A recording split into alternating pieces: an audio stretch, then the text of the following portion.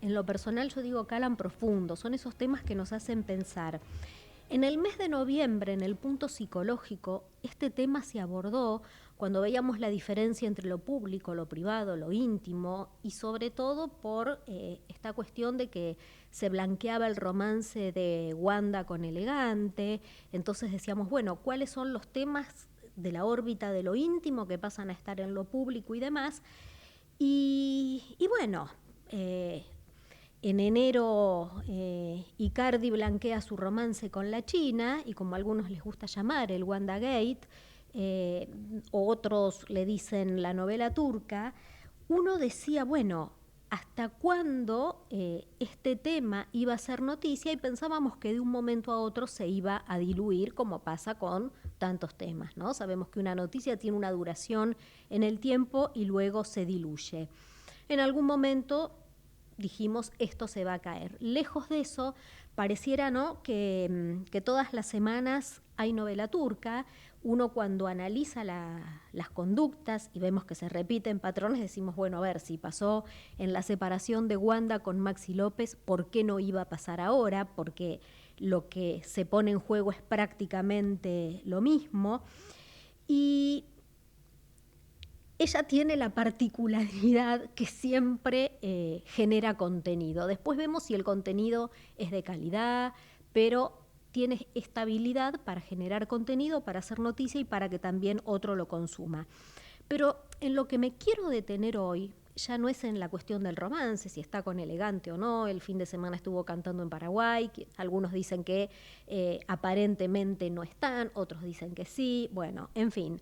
Más allá de la situación amorosa, creo que el foco hay que ponerlo en la situación de los hijos y sobre todo de las nenas, de las hijas. Y dijimos, bueno, este es el disparador. Pero más allá de la situación de estas niñas, ¿cuántas otras niñas y niños y adolescentes habrá que están pasando por una situación similar? Y les confieso que en lo personal hace tiempo que quería hablar con nuestra invitada. Así que está en línea María Rosa Ortega. Ella es licenciada en psicología y presidenta de Infancia Compartida. Buenas tardes, licenciada Ortega. Guillermina Rizzo la saluda. Hola, Guillermina, ¿cómo estás? Buenas tardes para vos, para los oyentes. Muchas gracias por invitarme. Un placer, tal como dije recién, hace tiempo que quería entrevistarte. Antes de meternos de lleno en el tema, me gustaría que nos cuentes qué es Infancia Compartida, para que la gente sepa desde, más allá de tu profesión, desde qué supuestos nos vas a hablar por la organización que presidís. Sí, bueno, un poco hablar de infancia compartida es meternos de lleno en el caso o en la problemática. Infancia nace en épocas de pandemia, cuando se profundizan muchos de los conflictos familiares que vamos a tocar hoy. Es decir, en el 2020 sale una resolución donde los chicos no podían ser trasladados, cada uno se tenía que quedar en su casa, estoy hablando de los momentos de la pandemia. Entonces esto profundizó los divorcios que ya venían siendo controvertidos, los problemas intrafamiliares, todos tipos de problemas intrafamiliares, y este es uno, ¿sí? Estoy hablando concretamente cuando una pareja se separa y no logra ponerse de acuerdo y los chicos empiezan a ser parte de esa contienda entre los padres, y por lo general uno de los dos, por lo general el padre o la madre conviviente, decide unilateralmente cortar el vínculo con ese papá o con esa mamá y con la familia extendida, ¿no? Vos pensás que quedan separados abuelos, tíos, hermanos, primos, amigos, escuelas. Bueno, hay todo un mundo que se corta y bueno, este chico en su vida y por correlato en su psiquismo es arrasado, ¿no? Entiendo. Y uno decía, bueno, a ver, ¿cuál es el análisis que vos podés hacer en torno al conflicto de Wanda y de Icardi, al manejo, ¿no?, que uno ve, tanta exposición, los videos que se suben, que se viralizan, y después por allí detenernos en los casos que obviamente existen y que son anónimos? Sí, mira, echando esta pregunta que me haces con la de la ONG, nosotros nos dedicamos a la promoción de los derechos del niño, en especial al que tiene que ver con el vínculo con mamá y con papá y familia extendida de manera igualitaria, ¿no? Entonces, claramente, lo que pasa con el caso Wanda y Cardi es simplemente una expresión de lo que nosotros vemos y recibimos todos los días a través de todas nuestras páginas y redes sociales, y estamos todo el tiempo inundados de esta problemática. Lo que pasa es que ahora lo que sucede es que se hace más visible a partir de dos personas que exponen constantemente su vida, ¿no? Que en realidad si lo que se expone es de los adultos, bueno, cada uno tiene la posibilidad y ya pasó por esa autonomía progresiva de la que habla la ley, ¿no? Y ya puede tomar decisiones sobre su vida, que se expongan, no sería un problema. El tema es que acá hay dos niñas que también se ven expuestas, y se ven expuestas de una manera muy cruel, porque si yo le pregunto a cualquiera de la audiencia que está escuchando, ¿no? Bueno, decime una o dos personas a las que más querés cuidar, a las que más amas en tu vida. Yo estoy segura que si tienen hijos, Sí, van a pensar en sus hijos. sí. Bueno, si vos esto mismo se lo decís a un niño, yo te aseguro que va a pensar en sus padres, ¿sí? Entonces, exponerlos de esta manera al ejercicio de tener que elegir entre un papá y una mamá, se vuelve muchas veces, yo te diría que mortífero para el niño. Es de un sufrimiento que nosotros pudimos ver como espectadores, que lejos de una novela turca es una película de terror, Sí. donde vimos en carne viva el sufrimiento de dos criaturas y dos padres y toda una sociedad y un montón de gente alrededor que no puede hacer nada para evitarlo. ¿No Es se como vos puede dijiste hacer en la nada, María presentación. Rosa? ¿Es tan así que no se puede hacer nada? Bueno, depende de cómo se quiere trabajar. A ver, se supone que la justicia funciona como un ordenador social. Entonces yo me pregunto, mira, hay algo que la verdad me indigna mucho después de tantos años de estar acá en Infancia junto con mis compañeros, y es que en este caso están en el juzgado 106, ¿no? En el caso de Wanda y Mauro, se ha actuado con una celeridad, con una rapidez, que yo lo que le quiero decir a la audiencia es que no se crean que eso es así. Eso Yo yo te veo iba a todos los preguntar. días. Eso yo te iba a preguntar y esa era la palabra. Uno ve la celeridad. Me acuerdo hace unos días cuando las nenas finalmente se iban a encontrar con su papá, bueno, que él volvió para la casa. En un momento era el SAME, la policía, el periodismo, los abogados, o sea, todos los dispositivos al servicio de esto. Y uno dice, ¿con qué celeridad? Y te interrumpí enfáticamente, María Rosa, porque en esto quiero que te detengas. ¿Cómo es posible esto? Mira, me detengo encantada porque estoy muy indignada. Realmente me parece que es hasta morboso. Vos imaginate los padres que están en el juzgado 106 y todos los que están en otros juzgados, el 10, cualquiera, que están esperando en provincia, en Capital Federal, en el interior, que están esperando meses para que se corra un traslado. Digámosle a la audiencia, que se corra un traslado, que se presenta algo y el juez lo tiene que ver y pasárselo a la otra parte, ¿no? O sea, hacer caminar el expediente. A veces los abogados se rompen la cabeza pensando estrategias, psicólogos y todos los que son, todos los profesionales que intervienen en los problemas de familia. Y pasan meses, años esperando una revinculación, años esperando que ¿Años? tomen, años, años hasta que escuchan a los chicos. Nosotros tenemos una estadística que más o menos se calcula 2 años y medio desde la primera denuncia. Sí, que en muchas, que casi la mayoría de estos casos, porque son impedimentos sin causa fundada, son denuncias falsas, Mm. pasan años hasta que escuchan a los chicos, más de 2 años. Y de repente tenemos un caso que, producto del poder, la justicia actúa con una celeridad terrible, mal, y ahora te voy a explicar por qué mal, pero actúa con una celeridad tremenda. Mientras hay un derrotero de abuelas, abuelos, padres, tíos, madres, que están esperando hace años que se mueva una hojita en un expediente. Algunos, te diría más, ni siquiera tienen una restricción, ni siquiera tienen una denuncia. ¿Sí? Porque todo esto, cuando hablamos de todos estos problemas, hay que empezar a pensar en qué pasa en la cabecita de estos chicos, Sí. cómo se los manipula, bueno, y un montón de cuestiones más que se van desprendiendo de lo que ya podemos ir viendo con esta película, que si bien no conocemos los pormenores, nos vamos a basar en lo que sí conocemos, en donde los chicos terminan con un lenguaje involucrados en un mundo adulto que no les es propio y que no les es gratis. que no les va a ser gratis, te lo puedo asegurar. María Rosa, recién cuando O sea, decías la justicia actúa y mal, ¿a qué te referías con esto? y mira, por ejemplo, en este caso, lo que podemos ver, ¿no? Siempre hay que tener en cuenta el caso por caso, pero lo que podemos ver es que, como vos bien mencionabas, actuó con una celeridad terrible, pero a la hora de proteger a las chicas, a la hora de proteger a las nenas y proteger a los padres, que en realidad vos te das cuenta que los padres tienen un desajuste tremendo, con lo cual tenés que acompañar ese proceso de revinculación, así sea que no lo veas una semana. Si lo está sugiriendo el Ministerio Público Tutelar, que Sí. hizo un informe, para la gente que no sabe, el Ministerio Público Tutelar trabaja para la justicia de la capital federal, es un organismo que funciona dentro del ámbito del Poder Judicial y atiende todos estos casos, ¿no? Entonces los niños van, los padres van y se hacen una evaluación psicológica. Y eso genera un informe, ¿sí? Interdisciplinario, de gente que los entrevistó, le tomó técnicas, se tomó todo un tiempo.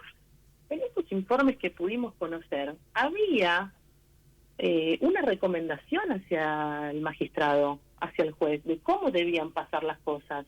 Sí. Y se había sugerido que el papá de estas nenas no vaya solo, que vaya acompañado y en un marco. Sí, se habían sugerido unas cuantas cosas. No, eso se cumplió y esas son las consecuencias que tenemos. Porque importó más actuar rápido para la opinión pública. Claro. No se refleja el informe que elabora este ministerio en la resolución posterior del juez. Entonces, de estas fallas, todos los días, pero la falla más abrumadora es que yo le propongo a cualquiera que quiera hacer un relevamiento de los casos que hay en ese mismo juzgado, en el 106, y vea lo que tuvo que esperar Pepito o Doña Rosa, y ya está, en comparación a lo que tuvo que esperar el expediente de Wanda Icardi, que debe tener no sé cuántos cuerpos y cuántas hojas. ¿Sí? María Rosa, Entonces, y sí. te interrumpo, perdón, pero por ejemplo, No, por favor. en virtud de los casos que ustedes vienen viendo desde la creación, que en época de pandemia, ¿pueden decir que por allí es más perjudicado el hombre que la mujer, un papá que una mamá en este tipo de cuestiones? Sí, nosotros desde que empezamos hasta ahora hemos tenido un número de más o menos un 70-30. Quiero decir, un 70% de papás respecto a un 70% de mamás. Que no es lo mismo, y ojo con esta trampa, que no es lo mismo que decir mujeres y varones. ¿Sí? ¿Por qué? Porque detrás de un papá impedido hay una abuela, hay una tía, hay una hermanita, ¿sí? Hay un sinfín de mujeres. Entonces, acá hay como una trampa. Sí, es el papá que en un 70% más o menos, estimativamente, el que recibe las denuncias, ¿sí? Pero después, cuando a la hora de cortarle el vínculo al niño o niña, el vínculo se corta con un montón de otras mujeres de la familia. Claro. ¿Sí? Y sí debo decirte que por lo menos yo en mi práctica y algunos otros colegas con los que hablé, estamos recibiendo cada vez más mamás también. O sea que no sé si sigue siendo 70-30, pero sí, así arrancó. O Sí, sea es que verdad, más así allá arrancó. de si es la mamá o el papá, acá lo grave, poniendo otra vez el foco en las infancias, es que el chico pasa a ser no el botín de guerra, el chico, la chica, el botín de guerra, ¿no? Para a veces vengarse por un mal divorcio, por una cuestión de pareja no resuelta, no abordada. Siempre dicen, no se pega donde más le duele. Esa es la sensación que me está dando todo esto que venís contando, más allá de el proceso que puede llevar ante la justicia. Sí, absolutamente. Pero nosotros en Infancia Compartida tenemos esta premisa, ¿no? Nos dedicamos a promover los derechos consagrados en la Convención de los Derechos del Niño, no todos, sino especialmente los que tienen que ver con criarse con mamá y papá. Y ponemos el foco en nuestra perspectiva es de infancia, con lo cual no me vas a ver a mí hablándote en favor de Wanda o Icardi, porque eso sería justamente faltarle a la perspectiva de infancia, ¿no? Porque más allá de que uno pueda en su fuero íntimo decir, bueno, este está un poquito más equivocado que el otro, para esas niñas y para cada niño que está judicializado, son sus papás. Y Claro. lo que se tiene que tomar con más urgencia es la resolución del conflicto para esas nenas, no para los grandes. Y todos los actores tienen que colaborar. Y cuando digo todos los actores, no es solamente mamá y papá. Es mamá, es papá, es la justicia, es los familiares. Las nuevas parejas de los papás y de las mamás también tienen que colaborar y priorizar los adultos la psiquis de un niño que está en plena construcción. Son momentos fundantes del aparato psíquico, con lo cual todo lo que lo altere va a generar una matriz. Vos recién estás hablando, a esto iba, de aparato psíquico, de que es un momento fundante de ese aparato psíquico y de todo lo que pase, no solo con ellos, sino también con sus parejas, va a impactar en la conformación de esta matriz. A lo largo de tus años de profesión y presidiendo la ONG, ¿podemos hablar de algún tipo de secuelas? Sí, por supuesto, sí, por supuesto. Vos pensás que la función materna y la función paterna, para que se entiendan, básicamente, muy así básicamente, y fundamentalmente, tiene que ver con establecer como si, imagínense todos, ¿no? Como un paraguas, como una barrera protectora para que los estímulos sean filtrados por los adultos y lleguen a los chicos de una manera mucho más elaborada, de una manera mucho más que lo pueda recibir ese aparato psíquico que todavía no tiene toda la posibilidad de gestionar las emociones y aquello que pasa que lo descoloca. Vos fijate la mirada de las nenas en uno de los videos que no entiende lo que está pasando, mira a la mamá, mira al papá. Entonces, claramente, ahí lo que estás viendo es la pérdida de las funciones parentales, que es esto de cuidarlos, acompañarlos, son niños que están en una etapa de plena vulnerabilidad. Entonces, esa barrera antiestímulo, ¿no? Para que los chicos puedan ir elaborando todas estas cuestiones, no está. Sí, no está, porque papá y mamá le dan una explicación absolutamente parcializada y poniéndonos en el medio del conflicto. De ahí en adelante tenés un montón de posibilidades de que esto falle, de que esto salga mal, claro, ¿no? Como te decía antes, hay un potencial traumatogénico muy grande. ¿Por qué? Porque se está dando este conflicto en momentos constitutivos. Entonces aparece la baja autoestima. ¿Por qué? Porque los papás, en lugar de mirar a los hijos para poder ejercer esa barrera protectora, esa función, se están mirando entre ellos. Sí. Uno lo que ve son dos papás, más de dos papás, porque hay otros adultos que también están acá interactuando, que lo que hacen es mirarse entre ellos y no miran a los chicos. Y ojo, porque las nenas de Wanda y Cardi no son los únicos niños que están expuestos en esta historia. No, exactamente. Hay muchos otros hijos que están expuestos. Entonces sí, baja autoestima, duelos congelados. Alguien le preguntó a esas nenas cómo se sienten sin ver a papá, qué piensan de lo que les dice mamá, cuáles son esas fantasías. Ellos lo que empiezan a notar es que no pueden ser libres, no pueden expresar libremente lo que les pasa. No hay margen para que le digan a esa mamá, extraño a papá, o para que le digan a ese papá, quiero hablar con mamá.